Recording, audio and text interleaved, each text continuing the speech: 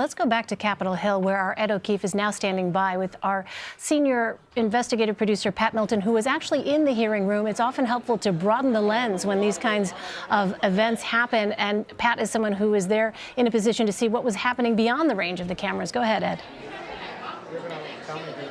Exactly, Elaine. So that's what Pat's going to do, is just sort of tell us what was going on in the room. She's someone who's covered crime and justice issues in Manhattan and across the country for decades and knows Michael Cohen and the Trump organization well. So your observations on what you saw in there today?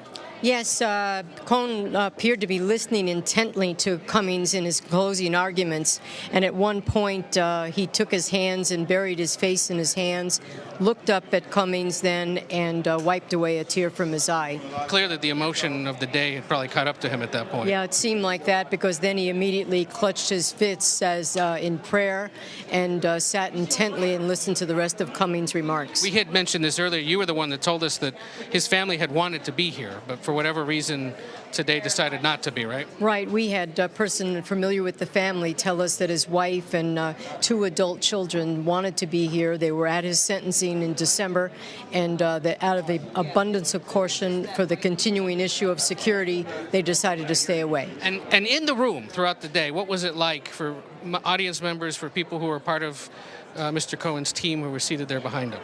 Well, the room was just packed with a battery of photographers right in his face the whole time that Cohen was speaking. He was seated at a long wooden table. His attorneys were behind him, and reporters and onlookers and attorneys and members of Congress were listening intently to his testimony. You're someone who knows Michael Cohen and knows Lanny Davis very well. What do you think's running through their minds after today? Yeah, I don't know. I don't know whether he thought that he made a good delivery. I think he had a message to give, and he kept repeating that message. And I think that members of Congress were very impressed one way or the other. Some of them attacked his credibility, and others tried to buoy him up. Sure.